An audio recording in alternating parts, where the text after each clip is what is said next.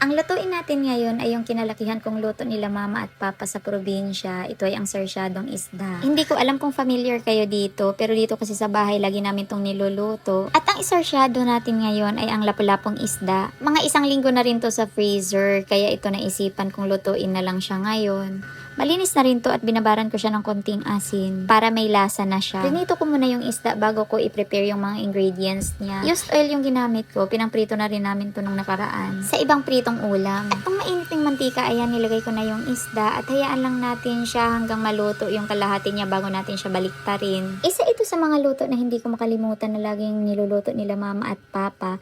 Kasi sa probinsya, mura lang yung ganitong isda. Dati ha, pero hindi ko alam ngayon kung mura pa rin kasi nga malapit kami sa dagat sobra at minsan yung mga bangkero binibigyan si papa ng libreng isda lalo pag maaga. Ganyan sa probinsya namin dati. Sharing is caring. At ito na nga, nagprepare na ako ng 3 itlog na ihahalo natin mamaya sa ating sarsyadong isda. Nilagyan ko lang din siya ng asin at paminta para pangpalasa. Kunti lang kasi yung isda ay may alat na. Kasi yung isda ay binabara na rin namin siya ng asin bago pa man i-freezer. Dalawa yung isda na yun, tagkakalahating kilo siya. Pero hindi naman namin maubos yung dalawa, kaya isa lang yung niluluto ko. As usual, maglagay tayo ng mantika, saka natin ilagay yung bawang pag mainit na yung mantika. Sangkot siya lang natin hanggang sa medyo dumilaw siya at ilagay na rin natin yung sibuyas at isangkot siya ng sabay hanggang sa mag golden yellow yung bawang. Pagkatapos ilagay na rin yung luya. Sa sobrang daldal ko, di ko pala nasabi kung ano yung mga ingredients na ilalagay natin sa sarsyadong isda.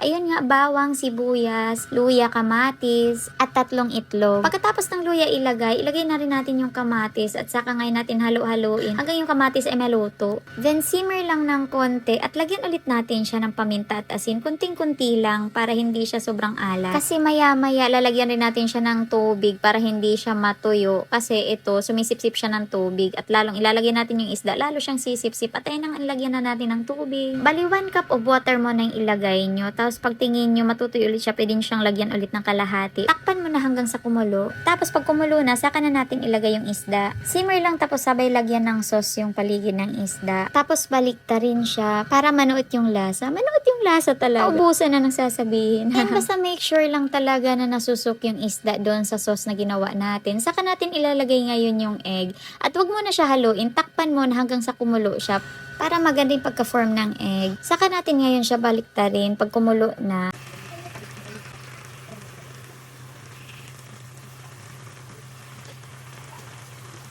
Simmer lang ng konti hanggang sa medyo tumuyo na siya. Pero wag masyadong tuyong-tuyo yung meron namang maiiwan kahit konti. Dito sa bahay magkaiba kami ng gusto. Ako gusto ko yung medyo tuyo siya. Yung kasama ko dito sa bahay gusto nila may sauce pa na konti kasi ginagawa nilang sabaw. Luto na to mga mamshi, ililipat lang natin siya ng lagayan. I-try nyo na rin po itong lutuin. Ewan ko kung familiar kayo dito pero ganito talagang pagluto namin sa probinsya nito. Or kung may iba kayong klaseng luto nito, i-share nyo rin sa akin, tatry ko rin. At ready na ang ating ulam. Pasensyahan nyo na at palpak talaga ako sa presentation. Pero mga mamshi, I swear masarap ito. Try nyo na rin. Di ko ipopost pag di masarap yung gawa ko. Char! Ang linamnam ng lasa nito. Nanunuot hanggang laman. May pag ganun pa talaga. Ina-advertise ko talaga. Mga mamshi, salamat ulit sa panonood nyo. Salamat sa 3 minutes sa time nyo. Thank you so much. Bye-bye!